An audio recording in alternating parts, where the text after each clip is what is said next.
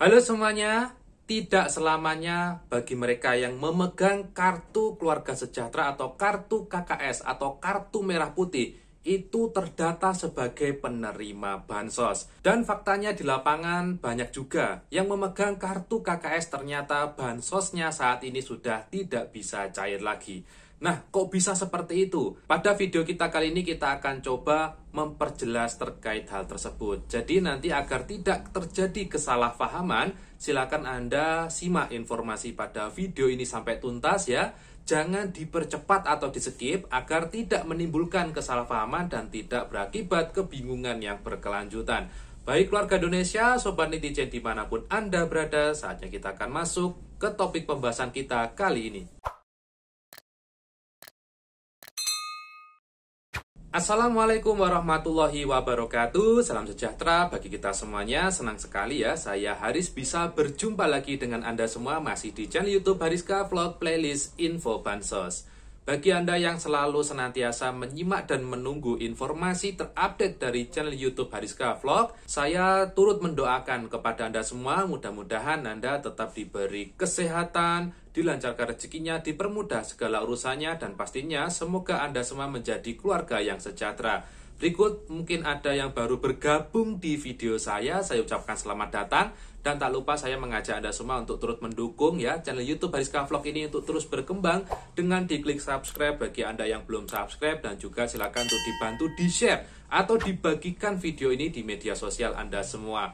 Baik keluarga Indonesia, sobat netizen dimanapun Anda berada, seperti yang tadi saya sampaikan pada awal video, bahwasanya tidak semua yang memegang kartu merah putih itu disebut sebagai keluarga penerima manfaat atau KPM.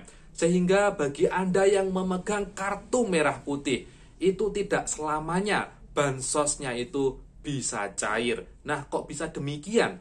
Nah, pada video kita kali ini kita akan coba menjelaskan dan mengurai permasalahan tersebut sehingga bisa difahami, khususnya bagi penerima manfaat atau khususnya bagi penerima kartu KKS. Jadi keluarga Indonesia, sobat netizen dimanapun Anda berada, kartu KKS atau kartu keluarga sejahtera atau kartu yang berwarna merah putih itu ya, itu merupakan media untuk penyaluran bantuan sosial, khususnya bantuan sosial yaitu PKH, juga bantuan sosial BPNT ataupun bantuan sosial BPNT PPKM. Itu kartunya itu mirip semua ya. Jadi ketika bantuan itu baik PKH, BPNT ataupun BPNT PPKM itu menggunakan kartu yang bernama kartu keluarga sejahtera atau yang kita singkat sebagai KKS yang warnanya berwarna merah putih. Itu merupakan kartu ATM yang fungsinya yang tadi saya sampaikan sebagai media untuk penyaluran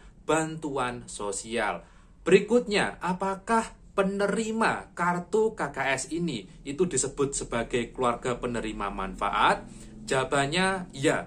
Jadi penerima manfaat baik PKH, BPNT, dan BPNT PPKM itu sebagai bukti bahwasanya dia sebagai penerima manfaat itu diberikanlah kartu KKS tersebut. Tujuannya agar dia bisa mengambil bansosnya dan bisa mentransaksikan bantuan sosialnya. Tapi seiring berjalannya waktu dan seiring adanya perubahan kebijakan ya, bagi yang sudah menerima kartu KKS itu nantinya tidak akan selamanya menjadi keluarga penerima manfaat atau KPM. Jadi bagi Anda yang menerima kartu KKS itu nantinya tidak selamanya disebut sebagai KPM. Pada kebijakan terbaru kali ini yang disebut sebagai KPM, yaitu mereka-mereka yang terdata di dalam data bayar. Jadi saya ulangi, yang disebut sebagai keluarga penerima manfaat, jadi mereka yang terdata di dalam data bayar penerimaan bantuan sosial. Bagi mereka yang disebut sebagai KPM PKH adalah mereka yang namanya sudah masuk di dalam data bayar untuk penyaluran bansos PKH. Bagi mereka yang disebut sebagai KPM BPNT adalah mereka yang namanya tercatat di dalam data bayar pada penyaluran bansos BPNT. Begitu pula sebagai KPM PBI adalah mereka yang tercatat sebagai penerima PBI dan namanya masuk ke dalam daftar data bayar sebagai penerima Bansos PBI. Selanjutnya, seperti yang kita ketahui bersama bahwasanya sejak tahun 2020, 2021 hingga tahun ini itu terus mengalami yang namanya perbaikan data penerima bantuan sosial. Kali ini penerima bantuan sosial itu datanya sudah di-compare atau sudah dilingkan dengan banyak data ya, mulai dari data Dukcapil, data perbankan, data kependidikan di sekolah dan lain sebagainya. Sehingga dari kesemua data itu tentunya ya mungkin ada yang mengalami anomali data penerima bansos ya. Dan apabila Anda mengalami hal anomali itu, mungkin namanya berbeda dengan KTP, atau mungkin kartu KK Anda sudah update, pindah alamat ya, atau meninggal dan lain sebagainya, nantinya semua juga akan terdata atau tercatat di dalam data bansos yaitu SIG-NG. Selanjutnya, apabila Anda mengalami hal anomali data, nanti efeknya yaitu jelas bansos Anda mungkin akan tidak bisa cair. Dan tentunya banyak juga penerima manfaat yang mengalami hal demikian ya. Baik penerima manfaat PKH, penerima manfaat BPNT, ataupun penerima manfaat dari PBI. Jadi bagi Anda yang menerima kartu KKS itu jangan berbangga dulu ya, bahwasanya nantinya bansosnya akan bisa tetap cair selamanya. Jadi kalau nanti Anda ada perubahan data, baik di Dukcapil dan lain sebagainya, dan data yang ada perubahan itu tidak valid atau tidak sesuai dengan data Anda sebelumnya di data bansos, itu nantinya akan berakibat bansos Anda itu tidak bisa cair lagi.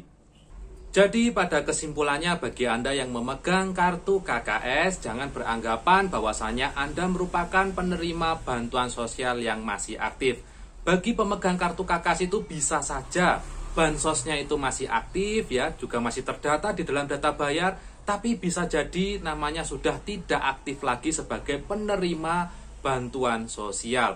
Anda bisa cek apakah Anda masih aktif atau tidak ya melalui aplikasi cekbansos.kemensos.go.id ya, atau Anda bisa konsultasi ke desa atau kelurahan untuk nanti view data di dalam data SIG-NG atau data Bansos Sistem Informasi Kesejahteraan Sosial, agar nanti dicek apakah status Anda saat ini sebagai penerima bansos yang masih aktif atau tidak. Karena juga perlu diperhatikan bahwasanya di tiap-tiap bantuan sosial itu tentunya ada kuotanya masing-masing ya. Seperti PKH ya, misal kuotanya se-Indonesia di tiap tahap pencairan itu adalah 10 juta penerima. Jadi apabila kuota ini sudah terpenuhi, maka bagi mereka yang sudah masuk data tapi tidak tercatat di dalam kuota, tentunya bantuan sosial PKH-nya itu tidak bisa cair. Baik Sobat Netizen, keluarga Indonesia, dimanapun Anda berada, mungkin itu dulu informasi yang bisa saya sampaikan pada kesempatan kali ini. Ketemu lagi dengan saya Haris di video saya berikutnya. Mohon maaf apabila ada kesalahan kata dan ucap, dan wassalamualaikum warahmatullahi wabarakatuh.